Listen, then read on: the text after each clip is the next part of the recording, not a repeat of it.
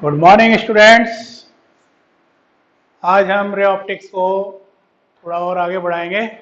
बहुत important topic है, human eyes and defects, यानी मानव नेत्र और उसके अंदर जो डिफेक्ट आ जाते हैं एज के साथ, तो उनको हम डिस्कस करेंगे। ओके।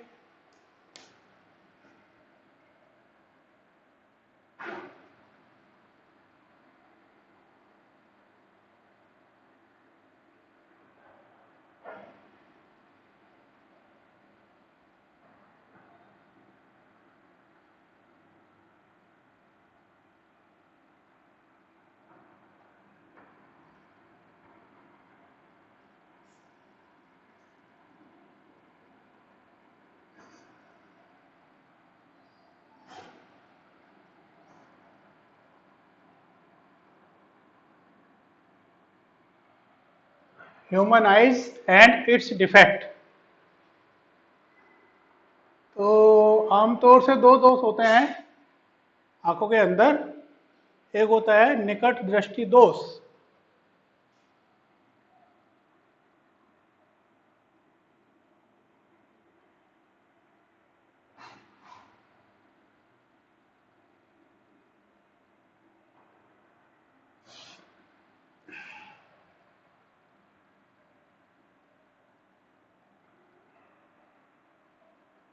और दूसरा होता है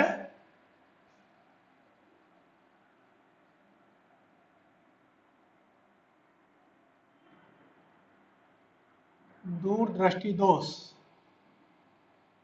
इसको इंग्लिश में बोलते हैं मायोपिया, मायोपिया या शॉर्ट साइटेडनेस, शॉर्ट साइटेडनेस भी बोलते हैं, और इसको बोलते हैं हाइपर मायोपिया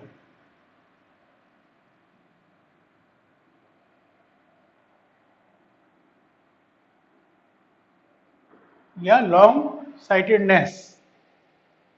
तो निकट दृष्टि दोष, तो निकट दृष्टि दोष का मतलब है कि व्यक्ति को निकट का तो साफ दिखाई दे और दूर का साफ ना दिखाई दे, तो उसको बोलते हैं निकट दृष्टि दोष, है ना।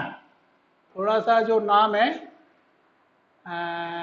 निकट दृष्टि दोष का मतलब है निकट का साफ दिखाई दे और दूर का साफ ना दिखाई दे। और दूर दृष्टि दोष का मतलब है दूर का साफ दिखाई दे और निकट का साफ ना दिखाई दे, उसको बोलते हैं हम दूर दृष्टि दोष, है ना। तो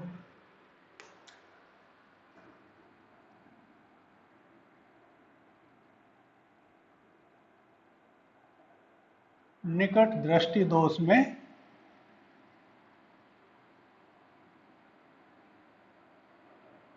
निकट का साफ दिखाई देता है,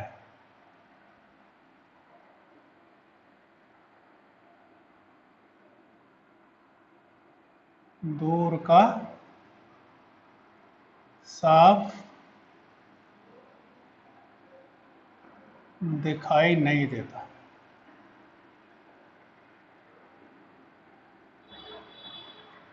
दूरदृष्टि दोष में क्या है? दूर का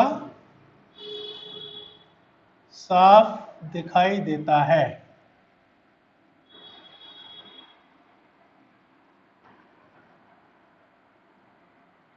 पास का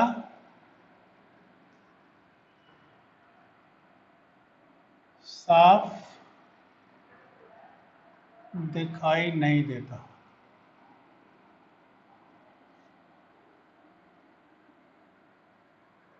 ठीक है ना, थोड़ा सा नाम से उल्टा है। वैसे तो निकट दृष्टि दोष में ऐसा प्रतीत होता है कि आदमी को जो है निकट का साफ नहीं दिखाई देता है ना।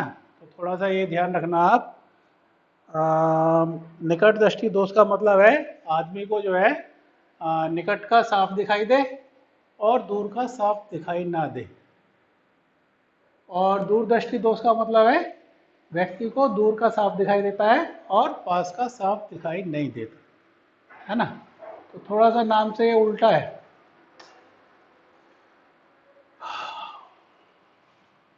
अब होता क्या है,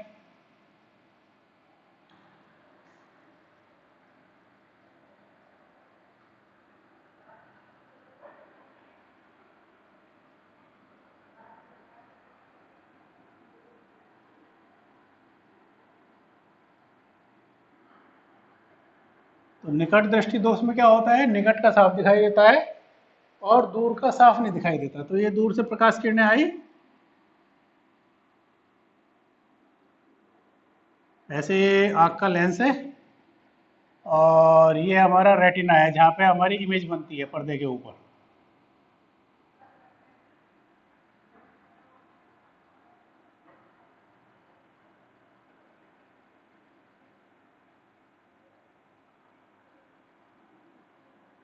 ये रेटिना है, तो प्रकाश किरणें जो है वो रेटिना से पहले मिल जाती हैं। तो रेटिना से पहले मिल जाती हैं,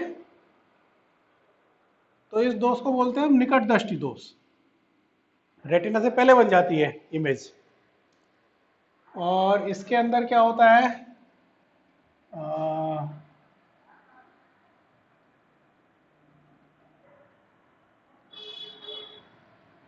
यहाँ का लेंस है,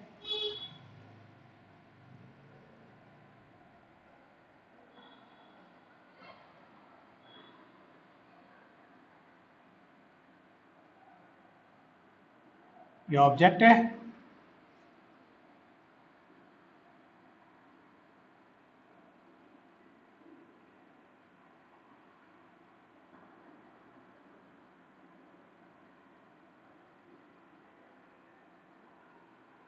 तो इसमें जो इमेज है वो रेटिना से आगे बनती है। इसमें रेटिना से पहले बनती है इसलिए इसको बोलते हैं निकट दृष्टि दोष। इसमें रेटिना से आगे बनती है इसलिए इसको बोलते हैं दूर दृष्टि दोष।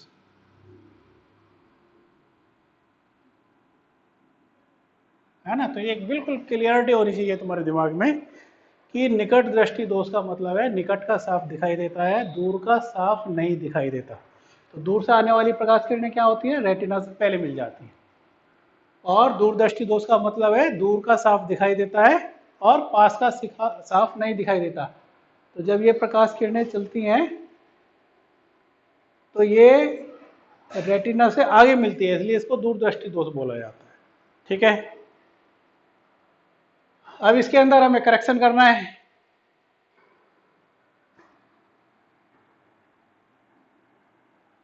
तो यहाँ पे तो ये प्रकाश किरणों को हमें आगे बढ़ाना है, यहाँ रेटिना पे इमेज बननी चाहिए। तो रेटिना पे इमेज बनने के लिए क्या करेंगे, हम यहाँ पे एक अवतल लेंस लगा देंगे। तो अवतल लेंस क्या करेगा, इन प्रकाश किरणों को आगे बढ़ा देगा।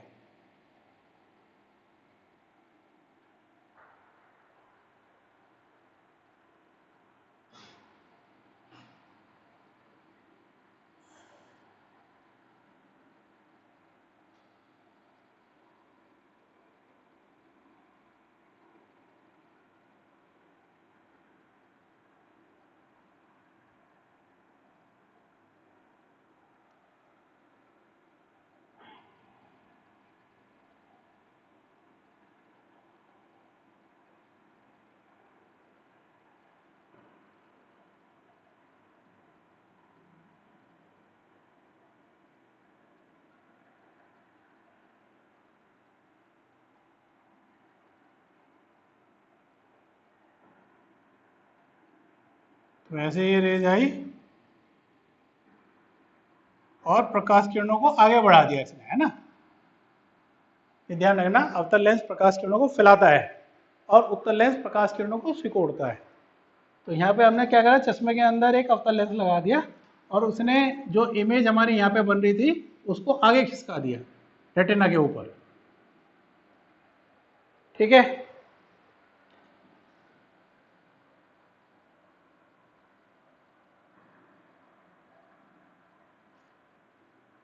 First point, second point, first point, second point.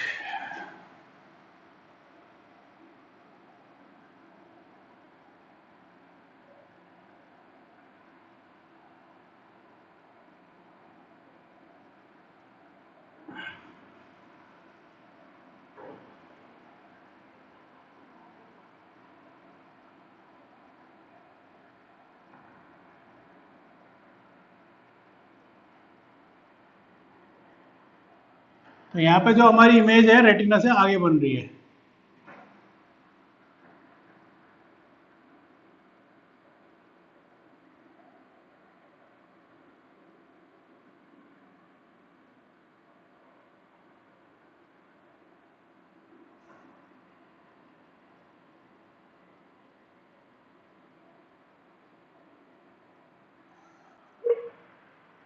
तो यहाँ पे हम प्रयोग करते हैं उत्तल लेंस का।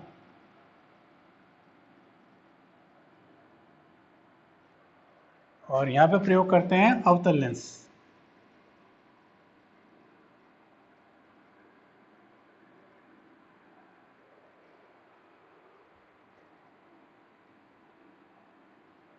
ठीक है ना। तो अवतल लेंस की क्या करता है, इमेज को आगे बढ़ा देता है। यहाँ पे इमेज बन रही थी और इसने आगे बढ़ा दिया, यहाँ पे बनने लगी। उत्तल लेंस प्रकाश किरणों को सिकोड़ता है। पहले इमेज हमारी यहाँ पे बन रही थी, फिर इमेज हमारी रेटिना के ऊपर आ गई, है ना। तो इस तरीके से करते हैं।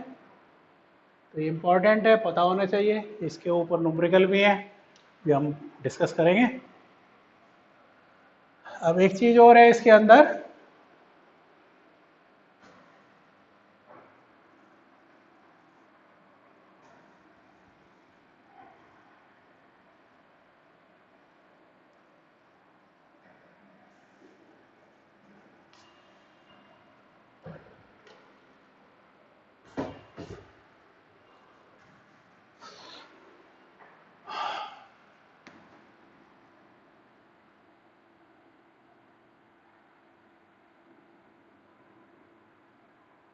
दूरबिंदु।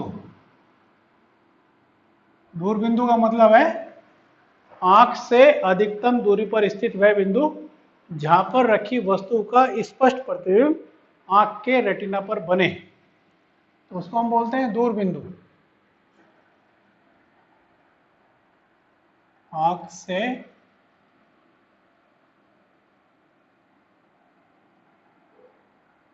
अधिकतम दूरी पर स्थित वह बिंदु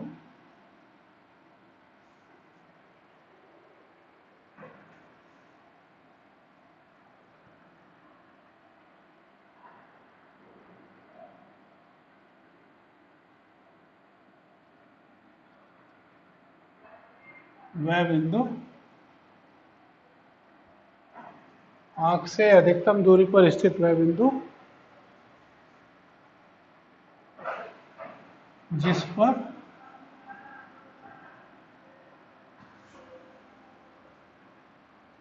रखी वस्तु का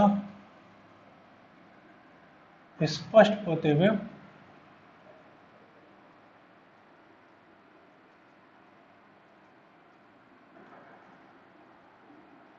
आंख के रेटिना पर बने।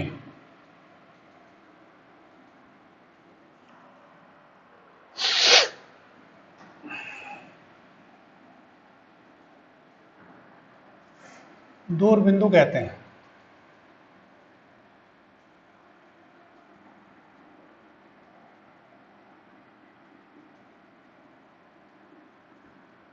इंग्लिश में बोलते हैं इसको फार पॉइंट। Far point.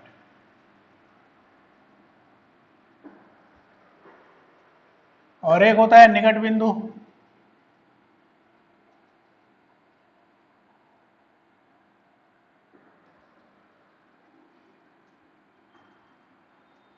आंख से न्यूनतम दूरी पर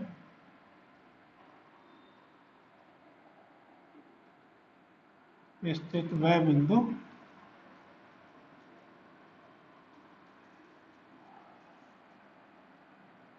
जहां पर रखे वस्तु का स्पष्ट प्रतिबिंब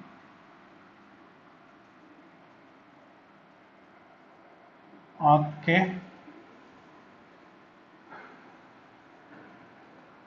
रेटिना पर बने।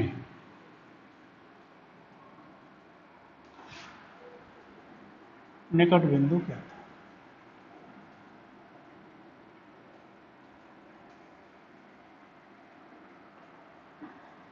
ठीक है। तो वैसे तो जो स्वस्थ आंख होती है, स्वस्थ आंख का दूर बिंदु होता है इन्फिनिटी और निकट बिंदु होता है 25 सेंटीमीटर। 25 सेंटीमीटर के ऊपर रखी वस्तु का स्पष्ट प्रतिबिंब बनता है आंख के रेटिना के ऊपर। अगर वस्तु 25 सेंटीमीटर से आगे है तो उसका बड़ा प्रतिबिंब बन जाता है ना। और 25 सेंटीमीटर से दूर है तो उसका जो वस्तु है वो छोटी दिखाई देती है। तो इसके अंदर डिफेक्ट आता है, तो हम लेंस का प्रयोग करके दूर बिंदु और निकट बिंदु को करेक्ट करते हैं। ये तरीका होता है ना। तो जब दोष आता है तो दोष के अंदर हम देखते हैं कि उसका दूर बिंदु कहाँ पे है और निकट बिंदु कहाँ पे है, तो वहीं पे हम उसकी इमेज बनाते हैं। तो ऐसे होता है। Got it? चलिए,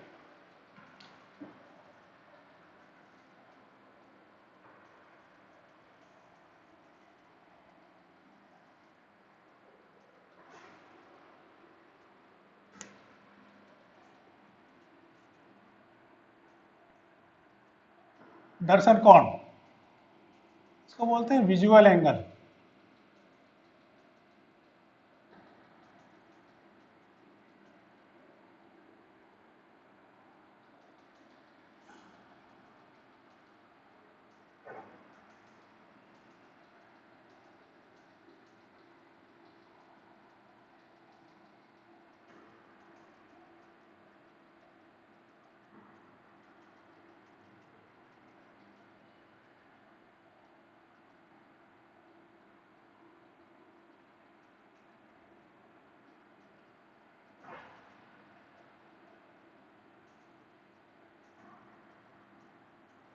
तो कोई वस्तु आंख के रेटिना पर जो कोण बनाती है उसको दर्शन कोण कहते हैं।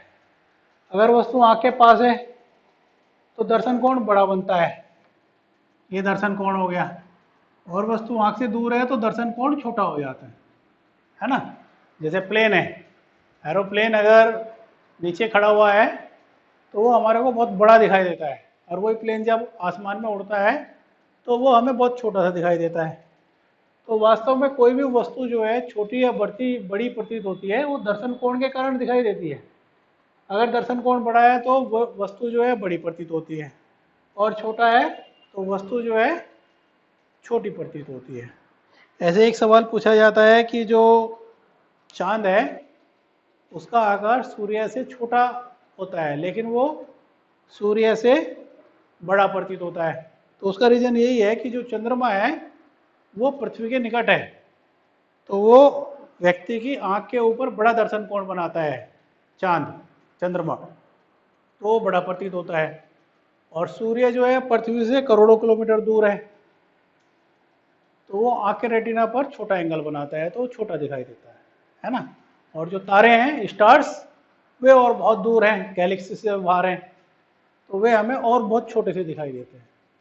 तो वास्तव में कोई भी वस्तु जो है छोटी या बड़ी प्रतीत होती है दर्शन कोण के कारण। तो दर्शन कोण की क्या डेफिनेशन हुई? कोई वस्तु आंख के रेटिना पर जो कोण बनाती है उसे दर्शन कोण कहते हैं। Okay,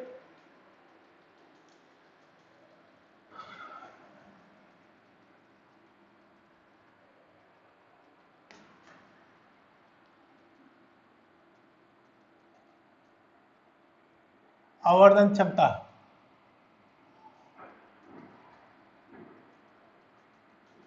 magnifying power.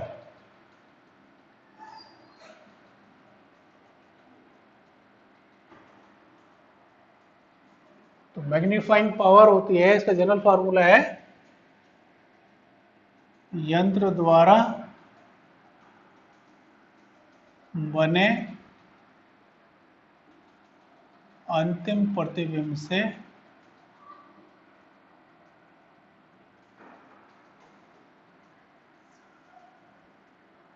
आंख पर बना दर्शन कोण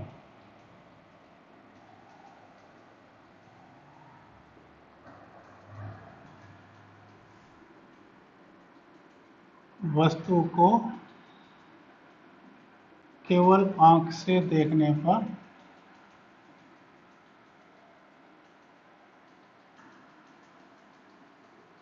बना दर्शन कोण, है ना। मान लिया चंद्रमा है, उसको हम टेलीस्कोप से देख रहे हैं, तो एक तो वो दर्शन कोण हो गया, और एक उसको हम खाली आंख से देखें, तो खाली आंख से देखेंगे तो जरा सा दिखाई देगा, टेलीस्कोप से देख रहे हैं तो काफ़ी बड़ा दिखाई देगा। तो वो जो दर्शन कोण का रेशो है उसको बोलते हैं हम आवर्धन क्षमता, है ना।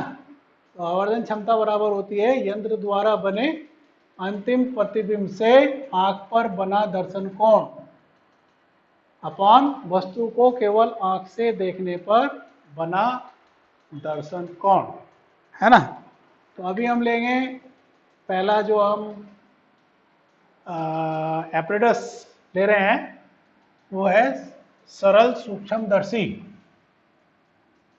सरल सूक्ष्मदर्शी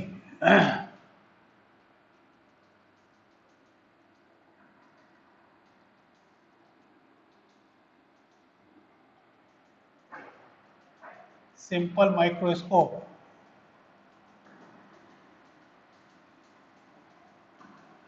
है ना। तुमने देखा होगा घड़ी ठीक करने वाला जो है आंख के अंदर कुछ लगा लेता है वो, है ना। इस शेप का होता है, आंख के अंदर लगा लेता है। तो वो क्या होता है, सरल सूक्ष्मदर्शी, एक ही लेंस होता है। या बच्चे खेलते हैं उनके पास एक होता है लेंस होता है, उससे वो बड़ा करके देखते हैं।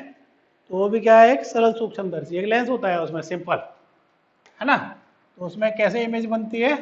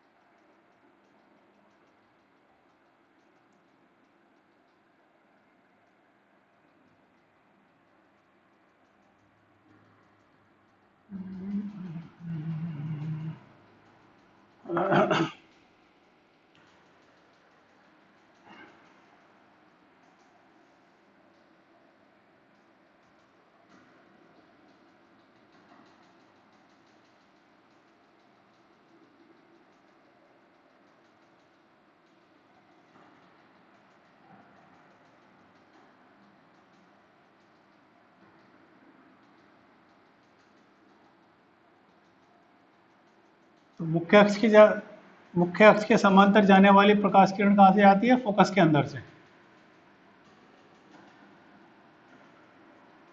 तो ये तो फोकस में हो गई, और एक जाती है ये प्रकाशिक केंद्र में को,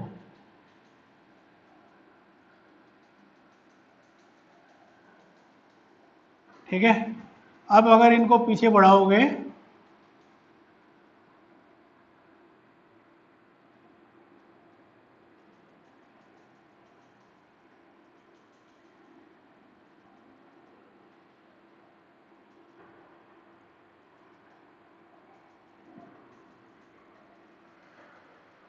तो इस तरीके से ये पीछे इमेज बनती है।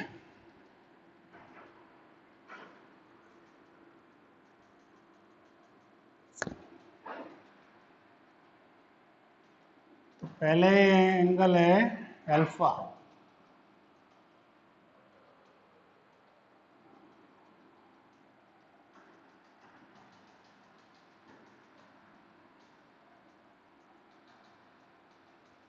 तो ये डिस्टेंस होगा यू,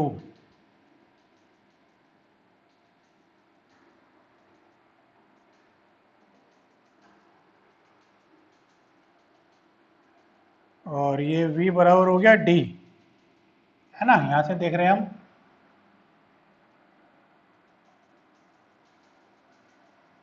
तो जो इमेज है वो हमारे को बड़ी होके मिल रही है, ये हमारी ऑब्जेक्ट है और ये हमारी इमेज है।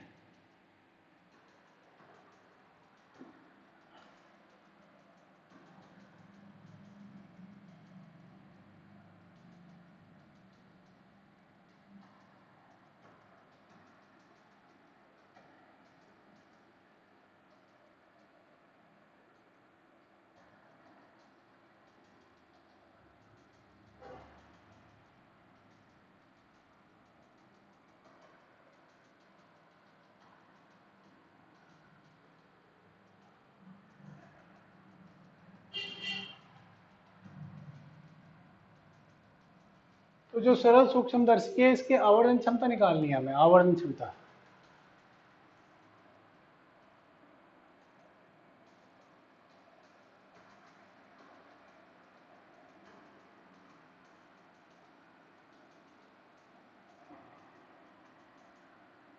आवर्धन क्षमता बराबर होता है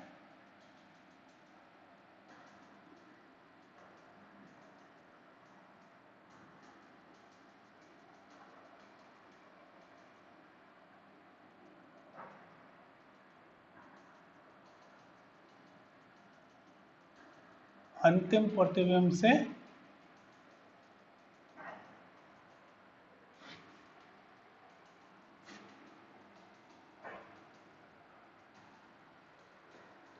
अंतिम प्रतिबिंब से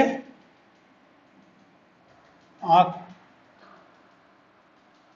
पर बना दर्शन कोण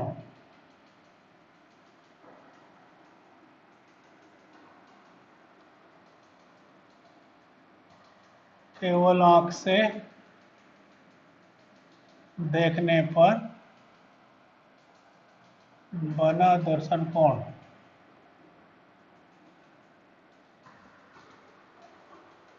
तो अंतिम प्रतिबिंब ये है, तो इससे आंख पे दर्शन कोण कितना बन रहा है, बीटा। तो m बराबर हो गया बीटा अपॉन एल्फा। यहाँ पे आंख से देख रहे हैं हम इसको, है ना। तो m बराबर हो गया beta upon alpha. We can write this tan beta upon tan alpha. tan beta की वैल्यू हो गई ए बी अपॉन, मान लिया ये पॉइंट है O,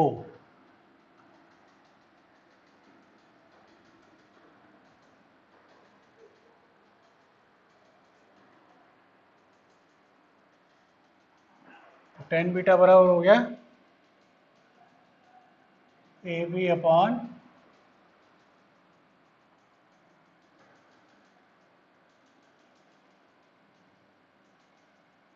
बी ओ।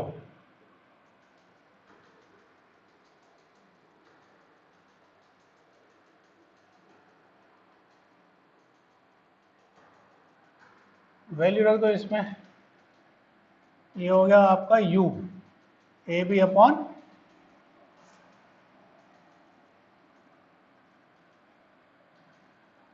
ए बी अपॉन यू, और ये हो गया ए बी अपॉन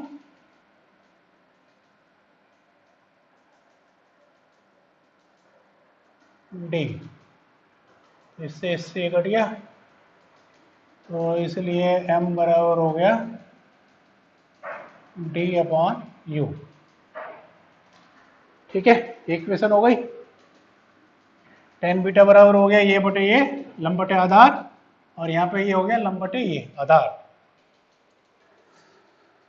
चलिए अब इस लेंस के लिए फोकस दूरी का सूत्र लगाओ। लेंस के लिए फोकस दूरी के सूत्र से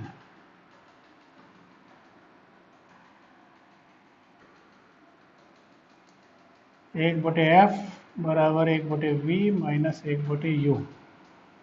तो यहाँ पे इसकी फोकस दूरी तो एफ है लेंस की,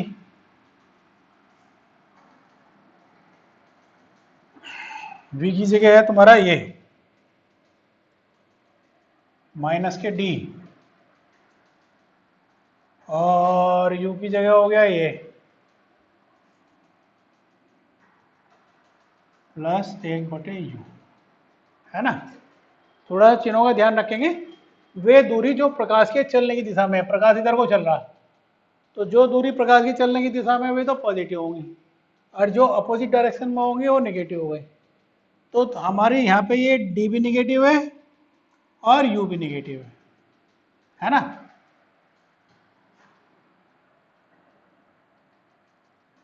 एक बटे यू बराबर हो गया एक बटे डी जमा एक बटे एफ। इसको डी से मल्टीप्लाई कर दो,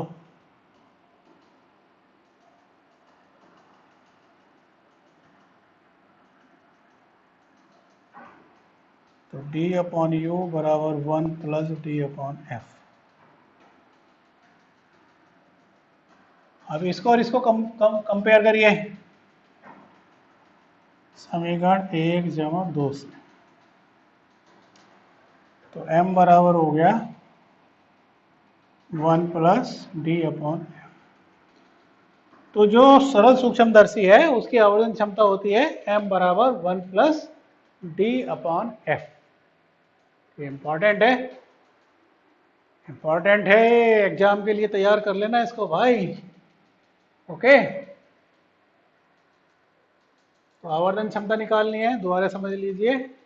m बराबर हो गया बीटा अपॉन एल्फा, अंतिम प्रतिबिंब से आंख पे बना दर्शन कोण केवल आंख से। अगर आंख से देख रहे हैं हम इसको, ये हमारी आंख है, इससे देख रहे हैं तो अल्फा कोण है, और इससे देख रहे हैं हम यंत्र से तो दर्शन कोण बीटा है ना। तो बीटा अपॉन एल्फा, इसको हमने टेन बीटा कर दिया, इसको टेन एल्फा।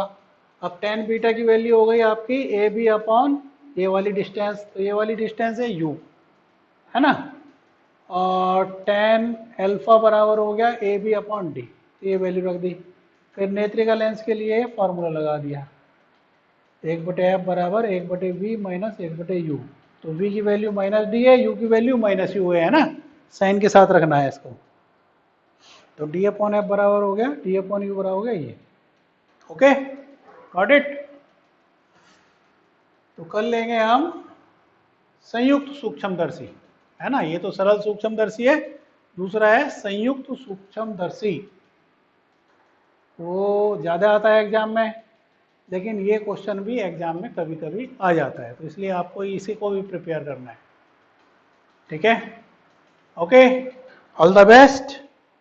और इस वीक से जो है हम क्रैश कोर्स भी शुरू करेंगे। क्रैश कोर्स का मतलब है आप लोगों की एग्जाम के लिए प्रिपरेशन, है ना।